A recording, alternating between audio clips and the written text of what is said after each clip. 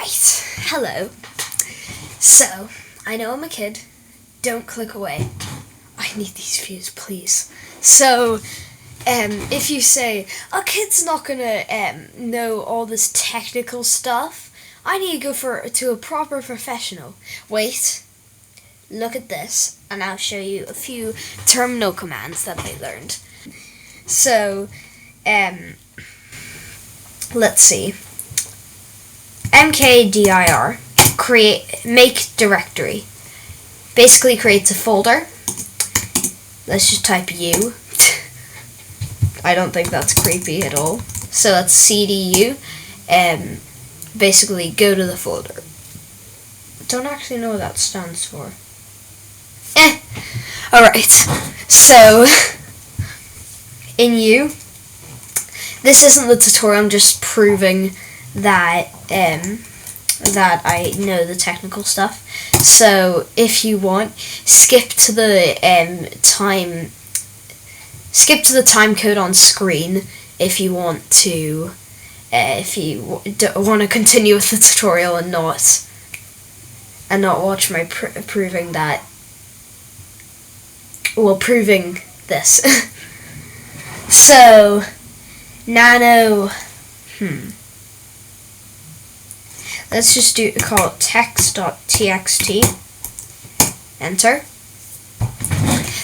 and then I'm just going to enter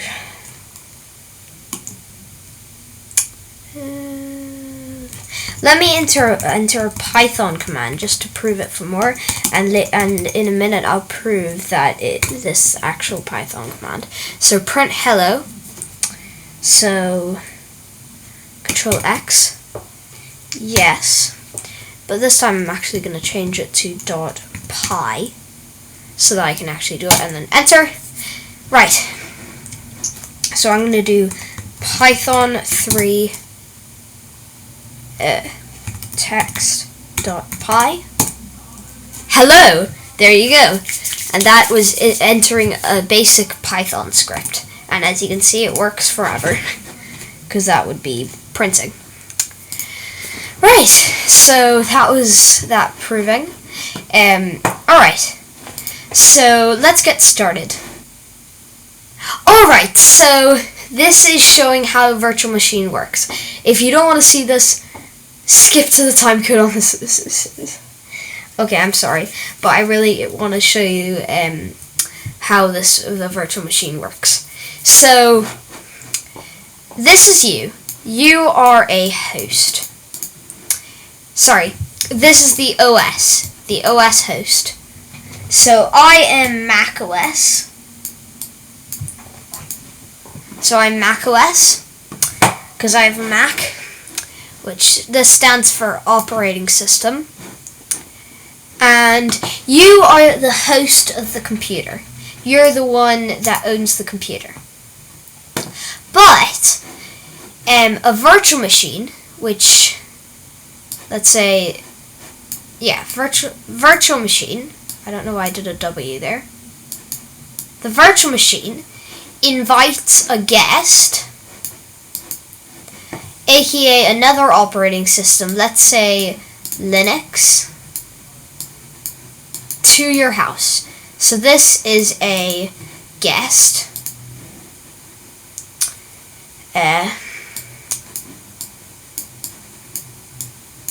Forgive my horrible handwriting.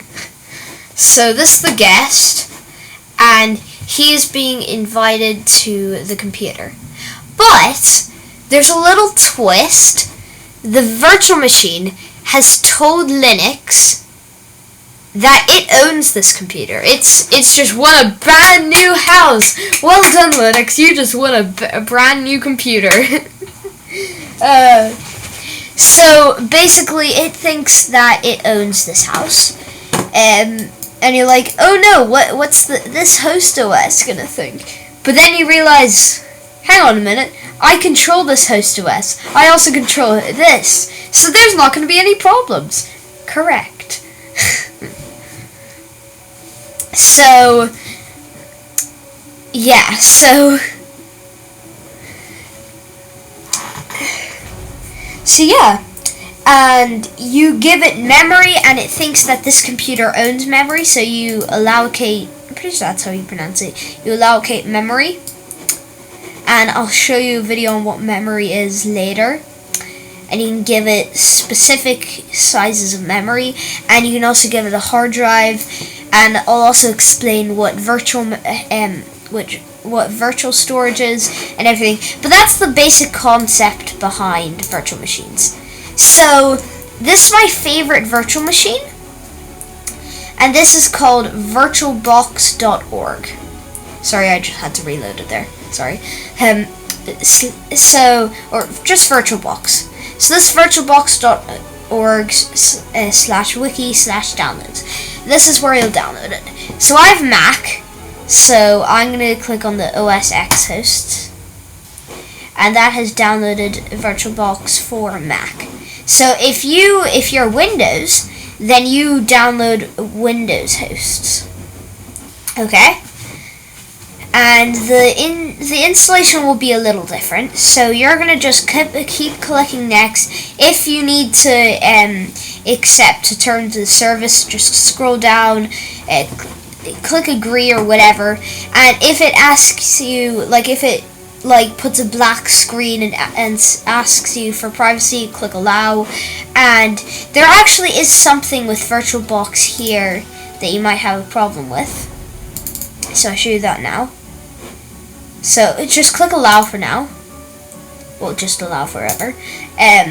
Install, enter your password. I'm probably going to censor my name, my actual name. My name's not actually Ari. It's just my username. Okay. I am Mechanic Ari. It's my Minecraft username. Okay. Probably gonna cut that bit. So we're gonna close that, move to bin, and that's pretty much it.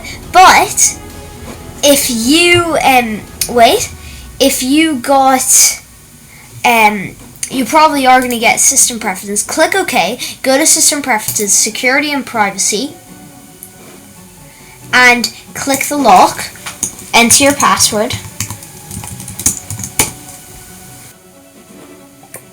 and it'll say Oracle requires allow things. Just click allow. It probably will require a password again, and click restart and restart your computer.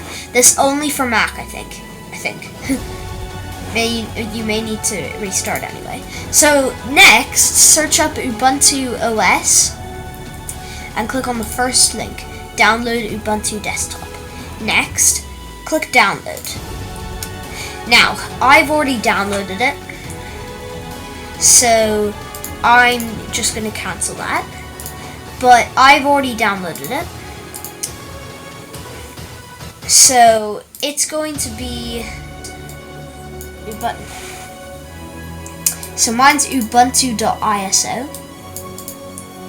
there, and it should probably be numbers like that one was, but I just renamed it to ubuntu.iso.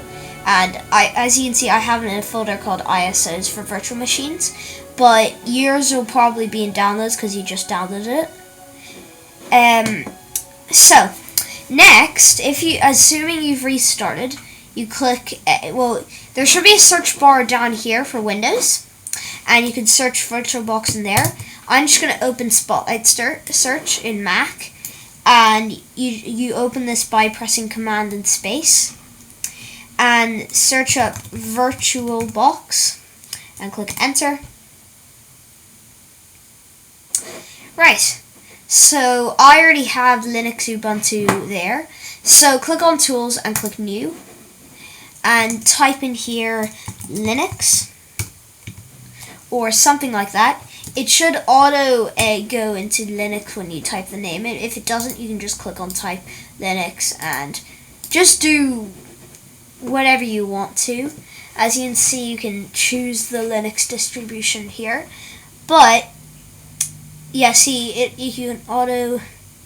You can click Ubuntu there, so 64-bit. Continue. Let's set my memory to. Let's just set it to that there. Actually, just gonna increase it to the next one. That should be good. 3 gigabytes of memory. Then create the virtual hard disk now. Do that. Oh, actually, yeah, that's it. Click VMDK, because that's my favorite one. Click continue. Dynamically allocated. I'll talk about this in another video. Continue. Set the size of it. So I am actually going to set it. This is just for a tutorial, so I'm going to set it to 1 gigabyte. Now, this virtual, it isn't actually going to take up that much space. Actually, we're going to set it to 3 gigabytes actually. So this isn't actually going to take 3 gigabytes of storage on your computer. That's why we did dynamically allocated. This is actually really clever. So this really clever thing is basically it only takes up as much space as it needs to. So it has a limit, which is about 3 gigs, but it'll only take up how much you use. So you could, in theory, set it to 2 terabytes, but I'm not going to because I don't really want to, just because it's this. So click create, and as you can see, you have your Linux. And click settings if you want to configure stuff. So let's say you want to configure shared clipboard. For some reason this didn't work for me. For some reason. Drag and drop, so like you can drag your files between it. System, so this is where you get to choose a few things. So processors, I'd leave it about. It depends on how many you have. So if you have 8 CPUs, then allocate like 4, but only do like 2 if you've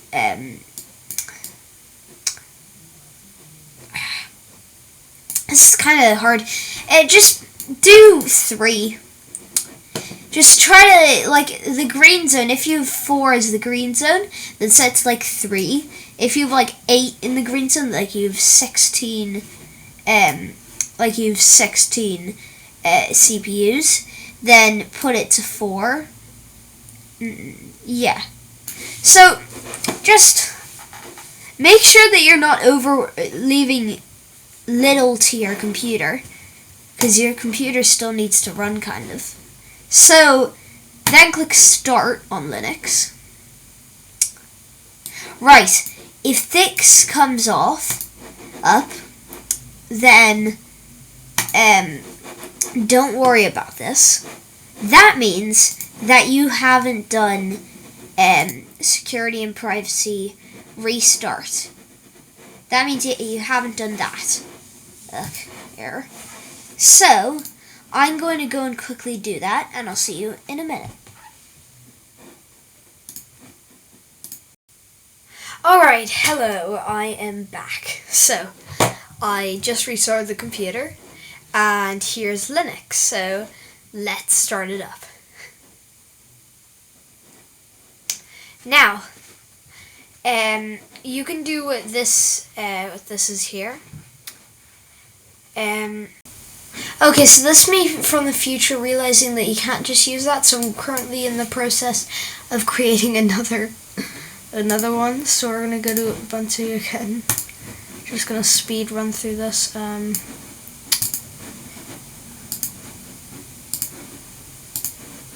This won't take too long. I could probably cut it, but I decided I don't want to. There we go, and start. Here we go. So we're at the same point. So you can't actually use this. Well, you probably could, but I don't think you'd want to, and I don't think it'll show up for you. But what you need to do is you need to add disk image. So click on the folder, click add disk image, click on this, click open. Well, actually, when you click add, you're going to need to navigate to the downloads folder or wherever you download the ubuntu.iso file. Open it, then click on under not attached. then click choose, and click start, and then click try and install, and that will do it. That will get you your Linux operating system, and boom. I don't know what just happened there, it just keeps crashing.